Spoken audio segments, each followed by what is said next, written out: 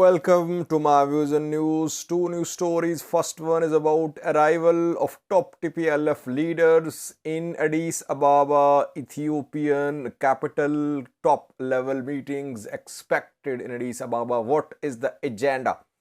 What is Tigray regional government discussing at the meetings with the top federal government officials? Details for you. Secondly, viewers.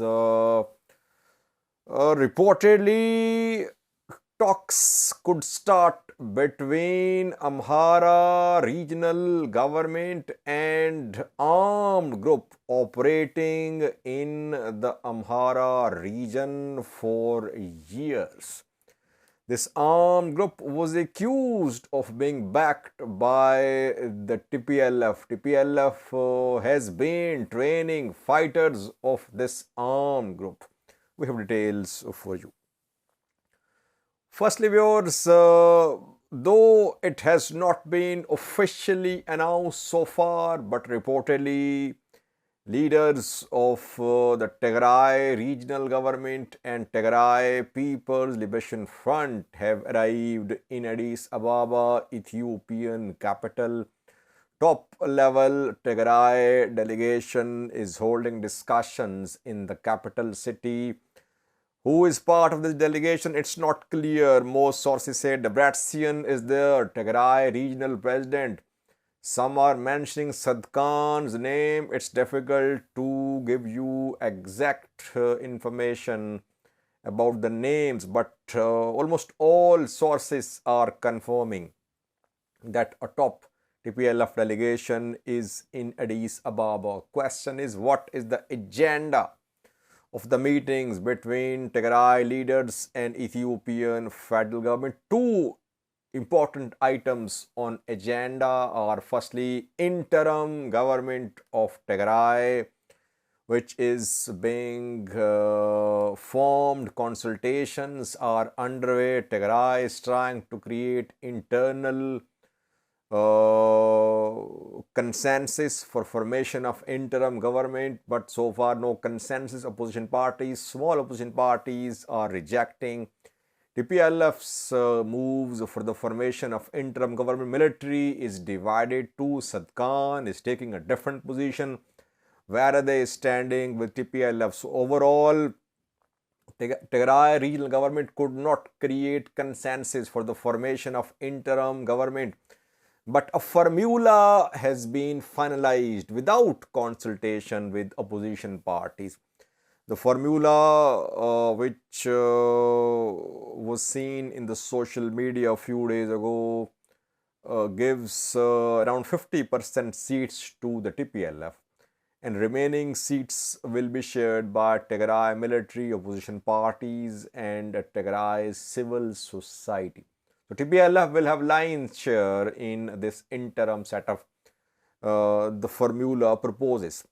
Now, this formula will be discussed with Ethiopian federal government. Names will be discussed as well, because reportedly Debretsian's name is being proposed for the slot of the president, interim period president. Two deputy presidents are going to be nominated, one from Tigray military and the other one from Tigray civil society. Tigray's military, reportedly from Tigray military, there could be Zeudi Kiros, a female general from Tigray, and Tigray civil society diaspora organization GSTS has proposed Sadkan's name for deputy president slot. So all these things are going to be discussed at meetings between TPLF and Ethiopian federal government. Reportedly, PM Abiy's government has shared some names with the Tigray regional government. PM Abiy's government does not want some individuals to be part of interim setup. I have a few names. I don't want to make them public. It's not appropriate. They might be doing their efforts to be part of interim government. But some names have been communicated by the central government to the regional government reportedly.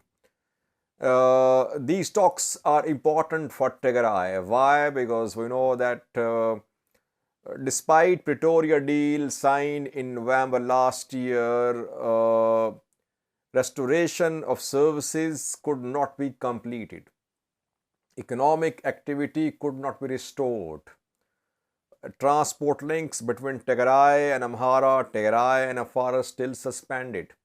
Tigray is not receiving any financial aid from the government for the running of the government. Refugees are not returning to Tigray, no return so far.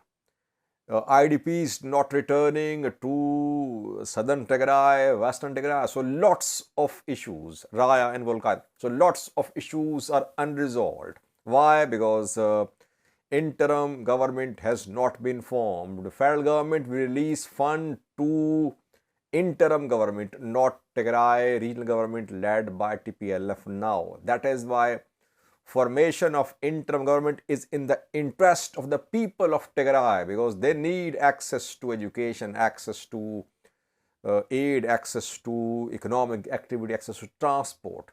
All these things are linked to formation of interim government. Secondly, TPLF is still a banned party. Last year, Ethiopian parliament declared TPLF and OLA as terrorist bodies. This ban is going to be lifted by the parliament, and this ban will be lifted, I think, before the formation of interim government. So if there is consensus within Tigray and between Tigray and Addis Ababa for the formation of interim government, you could see a move at the House of Representatives to lift the ban on TPLF. So these meetings matter a lot for TPLF as a party too. We'll update you in coming videos about what happened at the meetings in Addis Ababa. Secondly, viewers, Amhara region of Ethiopia, where we know that Agews have been struggling for a separate regional state in Ethiopia. Agews live in Amhara region, in Eritrea, in parts of Tigray too, I think. Mainly they are based in Amhara region. They live in Wag Hemra, close to Gondar. Qemants are Agews as well. And Ethiopian Amhara regional government have been accusing Agews of supporting TPLF. In 2021, when Tigray fighters entered North Gondar zone, we saw clashes between Qemants and Amhara security forces in areas close to Gondar. And in Wag Hemra in North Wollo, TPLF Tigray fighters formed Agew Liberation Front, or they backed the reactivation of Agew armed faction. Agew Liberation Front announced the creation of a regional state comprising North Wollo and Wag Hemra. They announced that Lalibela was the capital of that regional state. Later, we saw that Tigray forces had to retreat from North Wollo, from Wag Hemra. Though two districts of Wag Hemra, Tsagbij and Abergale, are still under the control of Tigray forces. Agew Liberation Front fighters, they fled to Tigray mostly. Some are still based in Amhara, mostly fled to Tigray. Qemants, on the other hand, living close to Gondar, they also faced state action after TDF's retreat from Amhara. Thousands of Qemant fighters, they fled Amhara region. They entered Sudan, and there are thousands of Qemant fighters being hosted by Sudanese government at refugee camps. And some of these fighters have been trying to wage an armed resistance from Sudanese soil. We have been seeing attacks on Ethiopian forces close to Metimma from Sudanese territory by these Qemant fighters. Now, reportedly, Amhara regional government is extending olive branch to Agew Liberation Front, Agew armed factions, including Qemant factions. Reportedly, contacts are being made Some sources say talks have started, others say talks are about to start. Amhara government has decided to explore the possibility of dialogue for the resolution of this conflict. After Pretoria deal, we saw that momentum was seen in Ethiopia. A new direction was set for the resolution of conflicts. That all regions tried to resolve their conflicts internally through dialogue.